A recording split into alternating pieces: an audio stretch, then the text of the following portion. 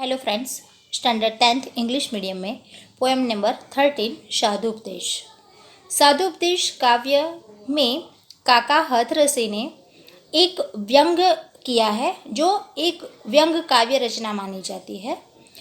इस काव्य के माध्यम से आजकल जो ढोंगी और अज्ञानी साधु होते हैं, जो अपनी लीलाओं का चित्रण करते हैं, यानी कि अपनी लीला को बताते हैं, और जो उन पर जो दिखावा होता है विनम्र और भले दिखाई पड़ते हैं, लेकिन अंदर से बहुत ही कुटिल और धूर्त होते हैं, जो लोगों को ठगते हैं। यानी कि पूरा प्रकाश साधु पर डाला गया है। वो किस प्रकार का उपदेश कौन से समय पर क्या करना है देते हैं, लेकिन हमें उनकी बातों में नहीं आना है, ये दिखाता हुआ एक काव्य है। उससे पहले हम काका हाथरसी के बारे में थोड़ा बहुत जान लें। काका हाथरसी का जन्म 1906 ईस्वी और निधन सन 1995 ईस्वी में माना जाता है। काका हाथरसी हिंदी के जाने माने हास्य व्यंग्यकार थे। आपने हिंदी जगत में एक विशेष पहचान बनाई है, यानी कि उनको लोग जानते हैं। पहचान बनाई यानी कि उनका नाम फेमस है। मूल नाम प्रभुलाल गर्ग था, पर हाथरस में एक नाट्य मंचन के दौरान आपके काका की भूमिका निभाई थी, तभी से आपने स्वयं अपना तखल्लुस काक हाथरसी रख लिया। तखल्लुस माने कि उपनाम जो होता है, या तो हम घर में अलग अलग जो नाम से, घर का नाम अलग होता है और बाहर हमें अलग नाम से पहचाना जाता है, वैसे उनका नाम उन्होंने हाथरसी, काका हाथरसी रख लिया। हिंदी के हास्य कवियों को मंच देने का श्रेय आपको जाता है, यानी कि ये भी एक हास्य काव्य ही है जो हास्य के साथ साथ कुछ संदेश भी देती है। श्रेय उनको जाता है, यानी कि शुरुआत उन्होंने की। जहाँ कहीं भी हास्य कवि सम्मेलन आयोजित होते थे, वहाँ काका की अनिवार्य अनुपस्थिति होती थी, यानी कि वो वहाँ हाजिर होते थे। हिंदी की सुविख्यात पत्र पत्रिकाएं तथा धर्मयुग, साप्ताहिक हिंदुस्तान, वीणा आदि में आपकी रचनाएं नियमित रूप से प्रकाशित होती रही। कुल मिलाकर आपके 42 संकलन मिलते हैं। व्यंग्य हास्य के क्षेत्र में आपके सुपुत्र निर्भय हाथरसी का नाम भी प्रसिद्ध है, यानी कि उनके पिताजी और उनके पीछे उनके पुत्र का भी काम यही है, व्यंग्य हास्य काव्य रचनाओं का लोगों को हंसाना और उनके द्वारा संदेश देना। 1985 में आपको भारत सरकार द्वारा प्रतिष्ठित पद्मश्री से सम्मानित दिया गया था, यानी किया गया था। हिंदी अकादमी दिल्ली द्वारा प्रतिवर्ष काका हाथरसी पुरस्कार दिया जाता है, और आज भी ये पुरस्कार अलग अलग व्यक्तियों को इस नाम से दिया जाता है, जिसका जैसी काव्य रचना उसको ये पुरस्कार मिलता है। यहाँ काव्य में देखा जाए तो काका हाथरसी ने धूर्त ढोंगी बाबाओं की जो लीला होती है उनका चित्रण किया है, खुला चित्रण किया है, और शीर्षक से ही पता हो जाता है कि साधु अर्थात सज्जन पुरुष का उपदेश। लेकिन कवि ने यहाँ व्यंग्य शैली अपनाकर ऐसे साधु ढोंगी बाबा आदि के प्रति अपना आक्रोश प्रकट किया है, यानी कि हकीकत क्या है कि दिखावा और कुछ करते हैं, अच्छी अच्छी बातें बताते हैं, और पीछे जो हमारे पास से पैसा या धन लेने की उनकी इच्छा होती है, जो उन्होंने इस काव्य में आक्रोश प्रकट करते हुए बताया है। पोथी पढ़ने और माला फेरने से कुछ नहीं होता। एक और हम राम नाम जपते हैं, गौमुखी में हाथ डालकर माला के दाने को फेरते हैं, तो दूसरी ओर मीठी छुरी भी चलाते हैं। यानी कि साधु का काम क्या होता है, वो गौमुखी मानी कि जिस माला होती है उस माला के अंदर नाम स्मरण करते रहते हैं और बताते हैं कि मैं कोई विशेष पूजा में लगा हुआ हूँ, लेकिन उनके मन में और कुछ बातें चलती हैं, और वो जब भी उनसे कोई मिलने जाता है तो मीठी छुरी चलाकर वो बातें करते हैं और उनको बातों में भर लेते हैं। ये तथाकथित साधु बाबा ने न तो ज़्यादा पढ़े लिखे होते हैं न ज्ञानी, इसलिए भक्तों द्वारा पूछे गए प्रश्नों का उत्तर न देने पड़े, इस हेतु मौनी बाबा का श्वांग रजाए बैठते हैं। मौनी बाबा यानी कि मौन धारण करके बैठे हैं। अगर कोई प्रश्न पूछ लेता है तो वो प्रश्न कोई न पूछे, इसलिए वो ऐसे ही कोई उत्तर न देना पड़े इसलिए बाहर लिख दिया है कि बाबा अभी नहीं बोल सकते, मौन धारण किया है। इस प्रकार ढोंग बजाते हैं और मौन रहकर जीव जगत और माया संबंधी असंगत बातें, मन गठत बातें किए जाते हैं। मन गठत माने कि जैसे व्यक्ति होते हैं वैसे उनके पास ऐसी बातें करते रहते हैं और बातों में भरकर उनसे धन वैभव या पूजा अर्चना करनी है, ये करना है, वो करना है और उनको फंसा देते हैं। देखते हैं कि काका हथरसी ने इस काव्य को किस प्रकार हमारे सामने रखा है। उसमें टोटल 4 पद दिए गए हैं। पहला पद है, आइए प्रिय भक्तगण उपदेश कुछ सुन लीजिए, पढ़ चुके हैं बहुत पोथी, आज कुछ गुण लीजिए। हाथ में है गौमुखी माला सदा हिलती रहे, नम्र ऊपर से बने भीतर छुरी चलती रहे। आपको सीधा सरल अर्थ समझ में आया। इसी प्रकार काका हथरसी की व्यंग काव्य रचना यहाँ है कि सबसे पहले ढोंगी जो बाबा होते हैं वो अपने प्रिय भक्तगण को बताते हैं कि आइए प्रिय भक्तगण, यानी कि जहाँ बाबा अपना ठिकाना लगा देता है और जहाँ मालूम पड़ता है लोगों को तो वहाँ भक्तगण जा उठते हैं। तो भक्तगण वहाँ जाते हैं तो उनको प्रिय कहते हुए बताते हैं कि प्रिय आओ, आप कुछ बातें सुननी है, उपदेश कुछ सुन लीजिए, पढ़ चुके हैं बहुत पोथी, यानी कि आपने बहुत सारे ग्रंथ पढ़े होंगे, बहुत सारी पुस्तकें पढ़ी होंगी, लेकिन आज मेरे भी कुछ गुण ले लीजिए। मैं जो बता रहा हूँ उसको आप ध्यान से सुनिए। आज कुछ सुन लीजिए यानी कि उनके उपदेश को ही मानना है। पोथी पढ़ चुके हैं या कोई पुस्तक ग्रंथ की बातें माननी नहीं है।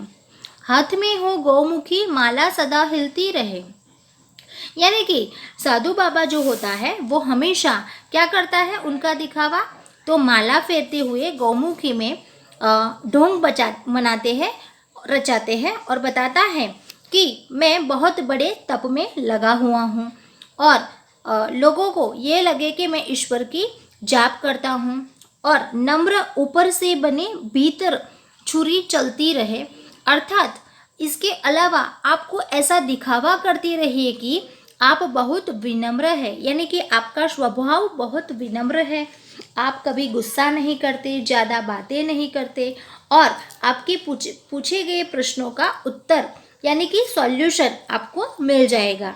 लेकिन भीतर छुरी चलती रहे, लेकिन अंदर से आप छल कपट करने के लिए छूटिए मत, यानी कि चुकना नहीं है।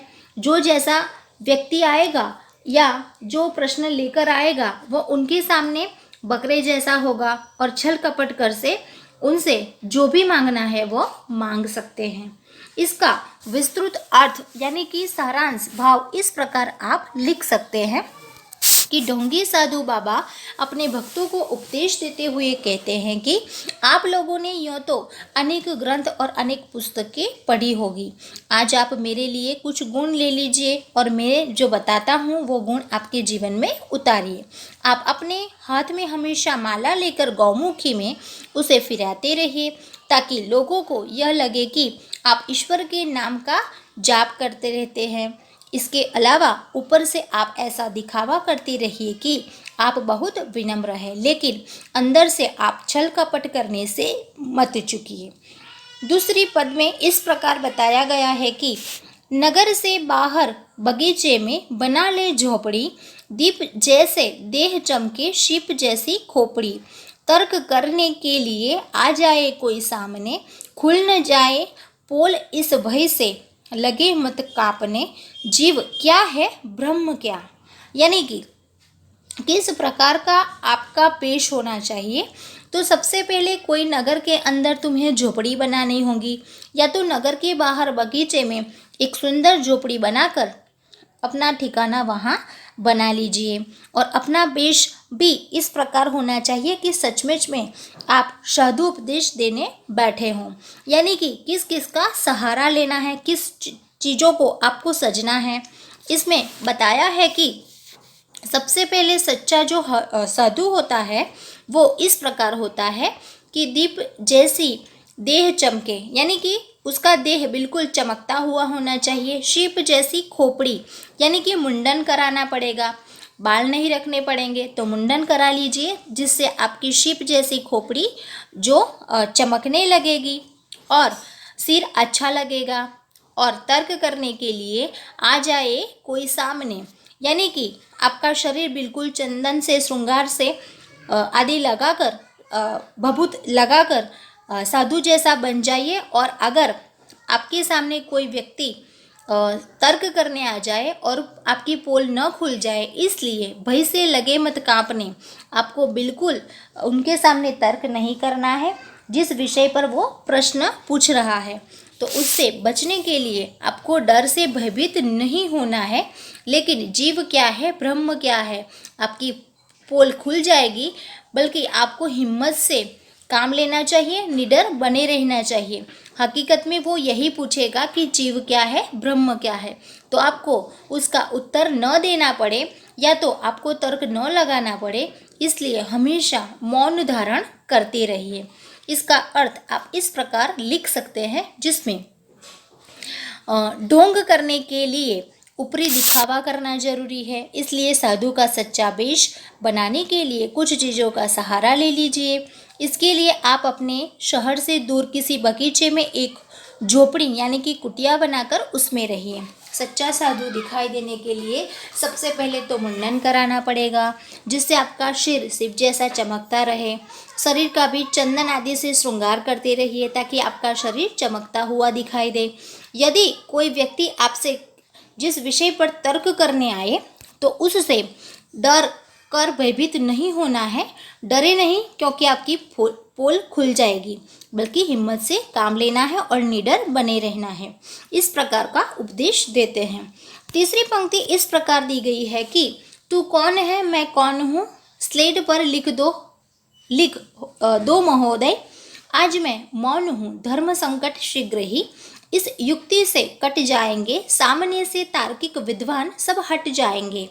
अर्थात ऐसा समय अगर आपके सामने आ जाता है कि आपको ऐसा कोई प्रश्न पूछ लिया जाए और कि जीव क्या है, जगत क्या है, माया क्या होती है, परमात्मा क्या है, मैं कौन हूँ, आप कौन हो, हम लोग कहाँ जाएंगे, ऐसे प्रश्न का अगर उत्तर तुम्हें नहीं आता है तो आपको बिल्कुल घबराने की ज़रूरत नहीं है। लेकिन क्या करना है, कुछ बोलना नहीं है। स्लेट पर लिख दो महोदय, यानी कि केवल एक स्लेट पर लिख देना है, बोर्ड लगा देना है कि आजकल आपका मौन व्रत चल रहा है, कि आजकल मैं मौन हूँ, धर्म संकट शीघ्र ही इस युक्ति से कट जाएंगे। यानी कि आपके ऊपर जो संकट पड़ने वाला है तर्क वितर्क करने का, वो तुरंत हट जाएगा और इस उपाय से आप एकदम मुक्त हो जाओगे, बच जाओगे और आपको कोई प्रश्न ही नहीं पूछा जाएगा। अर्थात सामने से तर्क और तार्किक विद्वान दोनों हट जाएंगे, क्योंकि जो ज्ञानी होता है वही प्रश्न पूछता है और वो जो साधु उपदेश देने वाला व्यक्ति है, जैसे कवि ने बताया कि वो तो बिल्कुल अनपढ़ और अज्ञानी होता है, तो वो किस प्रकार ऐसा उपदेश देगा। तो सामने जो तार्किक विद्वान हैं जो आपके सामने से हट जाएंगे। इसका आशय आप इस प्रकार लिख सकते हैं कि यदि कोई व्यक्ति आपके इस विषय पर तर्क करने की कि जीव जगत और माया क्या होती है, परमात्मा क्या होता है, आप कौन हैं, मैं कौन हूँ, तो आप बिल्कुल मत घबराइए, कुछ मत बोलिए। केवल एक स्लेट पर यह लिख कर उसे दिखा दीजिए कि आजकल आपका मौन व्रत चल रहा है, इसलिए आप तर्क वितर्क नहीं कर सकते। इस उपाय से आप एकदम मुक्त हो जाएंगे और तर्क करने वाले अपने आप वहाँ से चले जाएंगे।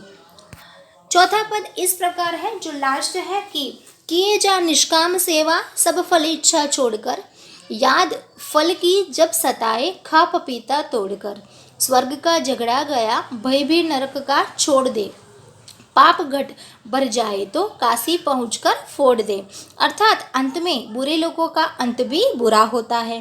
तो बुरे अंत से बचने के लिए एक और उपदेश देते हैं कि जब भी तुम्हारी कामना इच्छा लोगों की सेवा करते करते थक जाए रह जाए तो उस समय तुम्हें फल की इच्छा होगी, तो उस समय फल की बिल्कुल परवाह करनी नहीं है। बिल्कुल आपको उसकी परवाह किए बिना ही सेवा करते रहना है। और याद फल की जब सताए खा पपीता तोड़कर, अर्थात जब फल की तुम्हें याद आए कि मुझे इतनी सारी सेवा करने के बाद कोई फल प्राप्त नहीं हुआ, तो कहीं भी कोई विचार करे बिना इधर उधर हाथ मारकर जो हाथ में आ जाए उसे झपट कर, पपीता खाना मतलब जो भी हाथ में आए उसे झपट कर वहाँ से चले जाना है और भाग जाना है। उसके बाद स्वर्ग का झगड़ा गया, यानी कि हम यहाँ ऐसा मानते हैं कि कुकर्म करने से हमें फल भी ऐसा ही मिलता है, तो यहाँ तो कुछ नहीं मिलने वाला है। स्वर्ग में जब जाएंगे तो स्वर्ग में देखा जाएगा कि हमें कौन सा फल सामने मिलेगा, कि बुरा काम किया है तो उसका वास्ता यानी कि उसकी कोई फिक्र ही करनी नहीं है। और भय भी नरक का छोड़ दे, और नरक और स्वर्ग की बातें जो आप सुन लेते हैं उसको मन से हटा दीजिए, उसका डर बिल्कुल मत रखिए, क्योंकि स्वर्ग और नरक ऊपर कुछ भी होता नहीं है, ऐसा उपदेश हमें देते हैं। और यदि पाप घट भर जाए तो काशी पहुंचकर फोड़ दे। अगर तुम्हारा पापों का घड़ा भर जाए यानी कि पाप ज़्यादा हो जाए तो चिंता मत कर, सीधे सोचे बिना काशी चले जा और वहाँ सारे पाप बिना साबुन से चुटकी बजाते धुल जाएंगे। अर्थात हिंदू धर्म में माना जाता है कि काशी में डुबकी लगाने से हमारे सारे पाप धुल जाते हैं। तो अब तक तुमने जो भी पाप किए हैं वो अगर घड़ा भर जाए और ऐसा लगे कि यहाँ प्रकोप बढ़ गया है तो उस जगह को छोड़कर दूसरी जगह पे चला जा। दूसरी जगह भी ऐसा हो तो पाप का घड़ा फोड़ने के लिए चले जाना है काशी में, और अपने आप वो सारे पाप धुल जाएंगे, इसलिए चिंता करनी नहीं है। तो इस प्रकार आप इसका आशय लिख सकते हैं कि आप बिना किसी कामना या इच्छा से लोगों की सेवा करते रहिए, फल की परवाह बिल्कुल मत कीजिए। यदि फल की कभी याद आ जाए तो इधर उधर हाथ मारकर जो हाथ में आ जाए उसे झपट लीजिए। स्वर्ग प्राप्ति से कोई वास्ता मत रखिए। नर्क में जाने का डर भी मन से निकाल दीजिए। यदि आपके पापों का घड़ा भर जाए यानी पाप ज़्यादा हो जाए तो चिंता मत कीजिए, सीधे पाप मोचनी काशी चले जाइए। वहाँ आपके सारे पाप बिना साबुन से चुटकी बजाते धुल जाएंगे। यानी कि पूरा उपदेश दिया गया है ढोंग करने के लिए, कमाने के लिए या लोगों को ठगने के लिए। तो वास्तव में ऐसे बहुत सारे बाबा होते हैं और लाइव हमें न्यूज़ भी जानने को मिलती है कि बहुत सारे नामना कमाने वाले व्यक्ति भी अंत में उनका हाल बुरा ही होता है। तो यहाँ उपदेश ये है कि हमें इस प्रकार करना नहीं है, लेकिन ऐसे करते व्यक्तियों से दूर रहना है और उनकी जो ठगने की क्रिया होती है उससे दूर भागकर इस प्रकोप में नहीं आना है। इस प्रकार आप 4 पंक्तियाँ जो है उसका सारांश अपनी नोटबुक में लिख लीजिए। Thank you.